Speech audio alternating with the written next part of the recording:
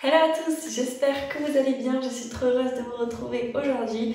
Ça fait longtemps que j'avais pas posté de vidéo parce que j'avais beaucoup de travail. Je vous retrouve aujourd'hui pour une recette de tiramisu aux fraises. Comme vous avez vu, c'est très basique à faire, très facile, ça vous prend peu de temps. Si vous avez des invités, ça plaît en général à tout le monde et c'est vraiment une recette très fraîche avec des fruits de saison. Je vous montre d'abord la recette du sirop à la fraise pour que vous puissiez ensuite réaliser la recette. Sur mon Instagram, vous pouvez retrouver, j'ai fait une IGTV de tiramisu aux fraises également, mais au spéculoos. C'est pour ça que sur YouTube, j'ai voulu vous en mettre une aussi, mais j'ai fait différemment, j'ai fait au biscuit. Comme sur Instagram, vous avez voté, vous vouliez celle au spéculoos et au biscuit, je me suis dit que j'allais faire les deux. Donc j'ai fait une IGTV avec celle au spéculoos sur Instagram et sur YouTube, je vous fais la normale. J'espère que cette vidéo va vous plaire. En tout cas, n'hésitez pas à mettre un pouce vers le haut si c'est le cas, à vous abonner à ma chaîne et je vous dis à bientôt. Bye! Pour réaliser le tiramisu, vous aurez besoin de biscuits cuillères, du sirop à la fraise que je vous présenterai juste après, de 60 g de sucre, 3 œufs, 250 g de mascarpone et 500 g de fraises.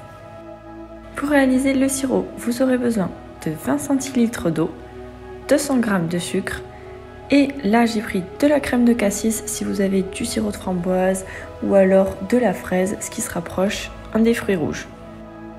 Dans ma casserole, je viens verser l'eau suivie de mon sucre et je vais le laisser chauffer. Dès que vous voyez qu'il y a une petite ébullition, vous pouvez baisser le feu, vous versez la crème de cassis, donc moi j'ai fait à peu près à l'œil, voyez, jusqu'à que ce soit bien coloré, et ensuite vous pouvez arrêter la cuisson et votre sirop est prêt. Vous voyez, c'est pas compliqué à réaliser, en plus c'est naturel, il vous faut juste avoir soit de la crème de cassis ou comme je vous disais un autre arôme. Je passe maintenant au tiramisu. Donc pour ça, dans la cuve de mon robot, je vais venir monter mes blancs en neige. Quand ils sont bien montés et fermes, je les mets dans un saladier et je les réserve de côté. Je garde la même cuve, je n'ai pas besoin de la laver comme il y a eu les blancs, ce n'est pas très grave. Et je vais mettre mes jaunes d'œufs avec le sucre. Je vais laisser monter ça jusqu'à que le mélange blanchisse. Et je finis en ajoutant tout mon mascarpone. Là, je laisse le robot faire son travail jusqu'à que le mélange monte et épaississe. Si vous n'avez pas de robot, vous pouvez bien évidemment le faire avec le fouet, ça fonctionne tout aussi bien. Et ensuite, je vais venir ajouter les blancs d'œufs. Donc j'ajoute tout d'abord une première partie, la moitié, et je vais comme d'habitude avec ma maryse partir de l'intérieur et aller vers l'extérieur. Le premier mélange est bien homogène, j'ajoute le reste de mes blancs et je fais la même chose. Je réserve la préparation au frais et maintenant je vais m'occuper de mes fraises. Donc j'ai cut le bout de la fraise, puis je vais la mettre sur le dessus et je vais la couper en 4. Vous la mettez sur le côté et là vous recoupez en 2 afin d'obtenir des petits cubes. Je préfère faire avec des petits cubes parce que je trouve que quand on le mange, c'est beaucoup plus fin, vous ne tombez pas sur un gros morceau et vous n'avez pas que ça dans la bouche. Si vous mettez des petits morceaux, vous aurez un petit peu de biscuits, de crème et de fraises, ce qui fait que ça sera plus agréable. Je fais ça avec les 3/4 de ma barquette de fraises et j'en garde quelques-unes pour la décoration à la fin. La préparation est déjà finie, vous avez vu c'est très rapide et maintenant on va passer au montage. Donc vous prenez un biscuit. Si vous avez des petites verrines comme moi, vous le coupez en 2 pour que ça passe. Si vous faites dans un grand plat, vous trempez votre biscuit entièrement. Vous le laissez dans le sirop jusqu'à qu'il imbibe bien et ensuite vous le posez dans votre verrine. Par-dessus, on vient y ajouter une bonne cuillère à soupe de crème à la mascarpone.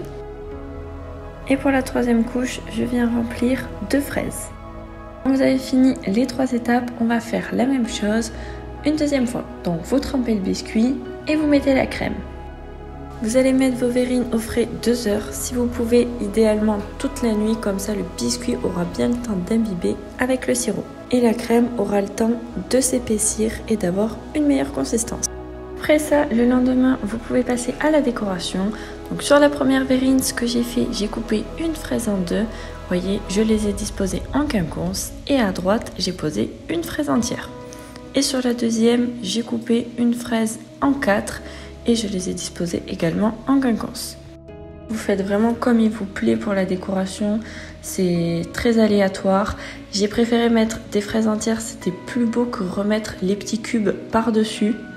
C'est également mieux pour la conservation parce que plus elles sont coupées petites, moins elles se gardent longtemps. Si vous avez une feuille de menthe aussi ou de basilic, ça ira très bien avec.